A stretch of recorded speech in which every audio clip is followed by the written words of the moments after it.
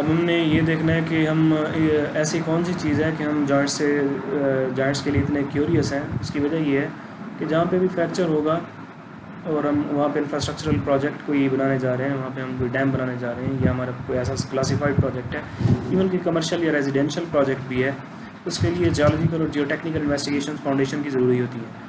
और फाउंडेशन की जो जियोलॉजिकल या जियोटेक्निकल इन्वेस्टिगेशन होती हैं वो डिपेंड करती हैं कि जो आपने वहाँ के ऊपर स्ट्रक्चर बनाना है उसका स्ट्रेस डिस्ट्रीब्यूशन जोन कितना है, मतलब स्ट्रक्चरल लोड जो है और जो डेड लोड है, मतलब उसके ऊपर जो स्ट्रक्चर का लोड है और जो एडिशनल लोड आएगा उसके ऊपर, वो इंसानों का हो सकता है, वो आपने जो वहाँ पे अपनी बिलोंगिंग शिफ्ट करनी है उनका हो सकता है, वो विंड लोड हो सकता है, वो एटमॉस्फेयर का अपना एयर प्रेशर हो सकता है, वही वो बेसिकली विंड लोड में ही कंसीडर होता है। तो ये डेड लोड और लाइव लोड मिला के ही डिस्क्राइब करते हैं कि उस स्पेसिफिक स्ट्रक्चर का फाउंडेशन में जो है वो स्ट्रेस डिस्ट्रीब्यूशन जोन कितना होगा, जिसको हम प्रेशर बल्ब कहते हैं, मतलब उस लोड का इम्पैक्ट ज़मीन में कितनी गहराई तक होगा।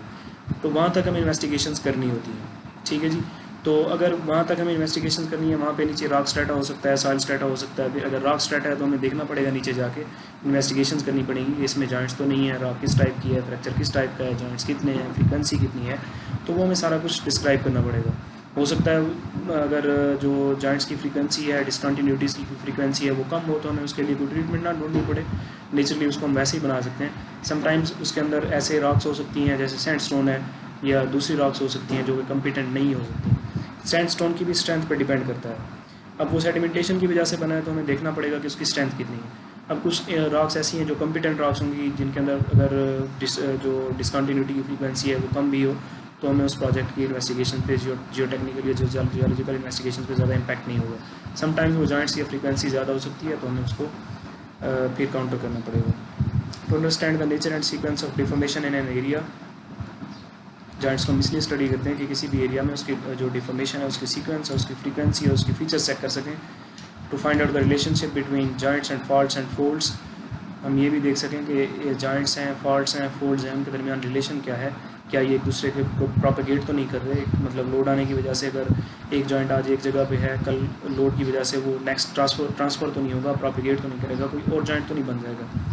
Help to find out the brittle deformation in area of construction, जैसे हम इंफ्रास्ट्रक्चरल प्रोजेक्ट्स हैं, डैम्स हैं, ब्रिजेज़ हैं, पावर प्लांट्स हैं, रेजिडेंशियल है, कमर्शियल है, क्लासिफाइड प्रोजेक्ट है, कुछ भी है, तो हमने ये देखना है कि वहाँ पे ब्रिटल डिफॉर्मेशन हुई है, कितनी हुई है, कब हुई है और किन एजेंट्स के तहत हुई है, मतलब कौन सी ऐसी काजेज़ थी जिनकी वजह से ये ब्रिटल डिफॉर्मेशन हुई है। In mineral exploration to find out the trend and type of the features, वही बात है, उनके हम ट्रेंड और फीचर्स को चेक करते हैं। Study of joints and area will give information about the sequence and timing of formation, मतलब आप जब उस चीज़ को स्टडी कर लोगे, जियोलॉजिकल स्टडी कर लोगे, जियोटेक्निकल स्टडी कर लोगे, तो आपको पता चल जाएगा उसकी जियोलॉजिकल एज कितनी है, ये कब बना था और किन जो इम्पैक्ट्स थे, सर्कमस्टांसेस थे, एजेंट्स थे या कौन सी काजेज़ थी जिनकी वजह से ये बनेगा, ताकि आप फ्यूचर में उन चीज़ों को काउंटर एक्ट कर सकें। सपोज़ उस इलाके में कहीं पे मतलब बहुत अर्सा पहले जो है वो लैंडस्लाइडिंग हुई हो, तो आपको चेक करना पड़ेगा उस लैंडस्लाइडिंग किन हालात में हुई थी, उसके कॉजेज़ क्या थी, उसके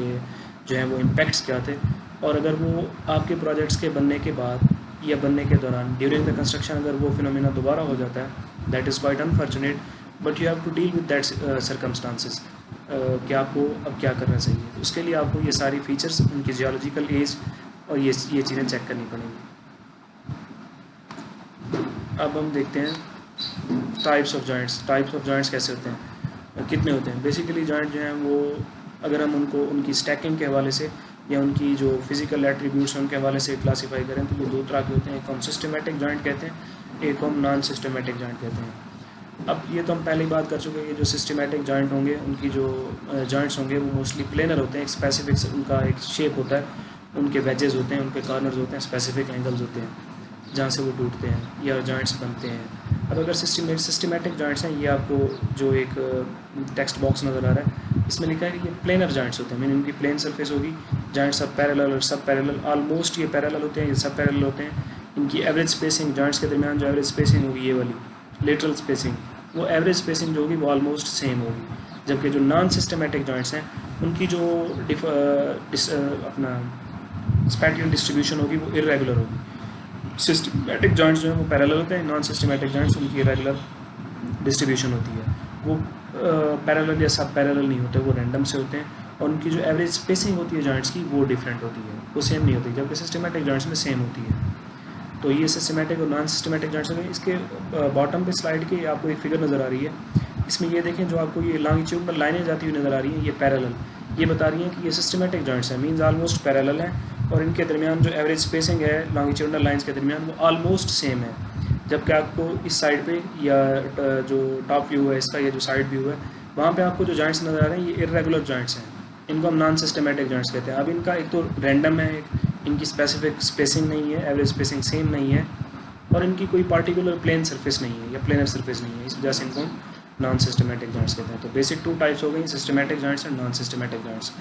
अब आ जाते हैं जॉइंट सेट और जॉइंट सिस्टम। जॉइंट सेट क्या होता है और जॉइंट सिस्टम क्या होता है? Joint that shares a similar orientation in same area. एक ख़ास एरिया था, उसकी जो एरिया की डिस्ट्रीब्यूशन थी वो सपोज 1 किलोमीटर का एरिया आपने कंसिडर किया हुआ है, तो उसमें जितने भी जॉइंट्स थे उनकी ओरिएंटेशन जो है वो तकरीबन मिलती जुलती है, वो तकरीबन सेम है, तो उसको हम कहते हैं जॉइंट सेट। सेट का ये मतलब होता है ना कि एक सेट में जो चीज़ें होती हैं वो एक तरह की प्रॉपर्टीज़ को रिजेंबल कर रही होती हैं। मींस जॉइंट सेट जो है उसमें जितने भी जॉइंट्स होंगे वो ऑलमोस्ट सेम ओरिएंटेशन को पोजेस कर रहे होंगे। और जो जॉइंट सिस्टम है 2 और more joint sets in the same area. अब जॉइंट सेट हो गया जिसमें एक सेट था जिसमें तमाम जॉइंट्स हैं उनकी जो ओरिएंटेशन थी या जो फिजिकल एट्रीब्यूट्स थे वो तकरीबन सेम थे। अब जॉइंट सिस्टम क्या हो गया? जॉइंट सिस्टम में बहुत सारे जॉइंट सेट्स होते हैं, 2 और मोर जॉइंट सेट्स होते हैं। अब हर जॉइंट सेट की अलग अलग प्रॉपर्टीज़ हो सकती हैं, लेकिन जब एक से ज़्यादा जॉइंट सेट्स मिलेंगे किसी एक एरिया में होंगे तो उसको हम जॉइंट सिस्टम कहेंगे। तो होपफुली आपको सिस्टमेटिक जॉइंट्स और नॉन सिस्टमेटिक जॉइंट्स और जॉइंट सेट और जॉइंट सिस्टम में डिफरेंस समझ आ गया होगा। अब आते हैं हम टाइप्स ऑफ जॉइंट्स जो इनके अलावा हैं। अब आते हैं पल्मोस जॉइंट। पल्मोस जॉइंट क्या होता है? The joints that have feather texture on the surfaces and from this texture the detection of propagation of joints can be determined. अब इसमें ये हो सकता है कि जो उस जॉइंट का जो टेक्सचर होगा वो फीदर्ड होगा, मीन्स उसमें जो आपको जॉइंट की डायमेंशन होगी या डायरेक्शन होगी या ओरिएंटेशन होगी वो आपको प्रोपेगेट होते हुए महसूस होगी, या आपको लगेगा, आपको देखने से उसके फिजिकल एट्रीब्यूट्स चेक करने से पता चल जाएगा कि ये जॉइंट जो है, ये जोड़ जो है, ये यहाँ से आगे जा सकता है। अगर स्ट्रेस काज होगी, क्रिएट होगी, लोड इसके ऊपर आता है, या कोई भी और फिनोमिना, लैंड स्लाइडिंग है, टेक्टोनिक एक्टिविटी है, लैंड स्लाइड है, अर्थक्वेक है, इस तरह का कोई भी अगर प्रोसेस या फिनोमिना दोबारा रूनुमा होता है तो ये चीज़ें आपकी प्रोपेगेट कर सकती हैं, वो जॉइंट प्रोपेगेट कर सकता है। इसको हम कहते हैं पल्मोस जॉइंट। और वेन जॉइंट। वेन जॉइंट एक ऐसा जॉइंट होता है, एक बेसिकली जॉइंट तो फ्रैक्चर ही है, लेकिन इसमें जो जॉइंट बन जाता है उन जॉइंट्स में आके मिनरल्स जम जाते हैं, फ्रीज हो जाते हैं। मींस जो जॉइंट की स्पेसिंग होगी उसके अंदर मिनरल्स आ गए हैं, जब उसके अंदर मिनरल्स आ गए हैं तो वो फिलअप हो जाएगा, उसको हम वेन जॉइंट कहेंगे। क्वार्ट्ज और कैल्साइट जो हैं वो कॉमन वेन फिल हैं। 1 mineral occurs as vein fill, 4 minerals occur as vein fill, vein array, groups of veins. अब वेन का पता चल गया। अब एक वेन हो सकती है, 2 हो सकती है, 3 हो सकती है, नंबर ऑफ़ वेन्स हो सकती हैं, ठीक है। जब नंबर ऑफ़ वेन्स मिलेगी, मतलब एक एरिया में होंगी, तो उनको हम वेन अरे कहते हैं। वो स्पेसिफिक डिस्टेंस भी हो सकती हैं, रेगुलर रैंडम डिस्टेंस पे भी हो सकती हैं, तो उनको हम वेन अरे कहेंगे। मीन ऐसे जॉइंट्स जिन जॉइंट्स में जहाँ से वो टूटे थे, फ्रैक्चर रूनुमा हुआ था, फ्रैक्चर जो है वो इंड्यूस हुआ था, उन जगह पे जो है वो मिनरल्स फिलअप हो गए, तो उनको हम कहते हैं वेन्स। अब ओपन जॉइंट्स हो सकते हैं, स्पेसिंग के हवाले से हम बात कर रहे हैं, मतलब जॉइंट्स में स्पेसिंग कितनी है। उनमें ओपन जॉइंट्स हो सकते हैं, मेजर जॉइंट्स हो सकते हैं और क्लोज जॉइंट्स हो सकते हैं। ओपन जॉइंट्स कौन से होंगे? In which the rocks are separated open out for a small width in the direction at the right angle to the fracture. अब फ्रैक्चर सपोज यूनिएक्सियली या वर्टिकली जो है वो इंड्यूस हुआ है, प्रोपेगेट हुआ है। अब उनके दरमियान जो अब ये इस तरह इंड्यूस हुआ है, अब ये उसका बॉटम था तो ये वर्टिकल राइट एंगल बना रहा है दरमियान में, तो राइट एंगल के ऊपर जो उनके दरमियान में स्पेसिंग होगी, या इस तरह समझ लें लेटरल स्पेसिंग होगी, इस तरह ये जुड़े होंगे, तो उसको हम कहते हैं अगर वो कम होगी तो उसको हम कहेंगे क्लोज ओपन जॉइंट्स। और अगर वो स्पेसिंग बिल्कुल जो है वो कम होगी या निग्लिजिबल होगी या बहुत मतलब ऐसी है कि हम उसको निगलेक्ट कर सकते हैं, तो उसको हम क्लोज जॉइंट्स कहते हैं। इसके अलावा मेजर जॉइंट्स हैं, इसमें जो है वो स्पेसिंग जो होती है वो कंसिडरेबल होती है। In this prominent and well developed and extending continuously for considerable lengths as compare to others. ये जॉइंट्स जो हैं मेजर जॉइंट्स जो हैं इनको हम मास्टर जॉइंट्स और प्रोमिनेंट जॉइंट्स भी कहते हैं, ठीक है जी। तो ये स्पेसिंग के हवाले से ओपन जॉइंट्स, क्लोज जॉइंट्स और मेजर जॉइंट्स इनकी क्लासिफिकेशन है। अब आ जाते हैं हम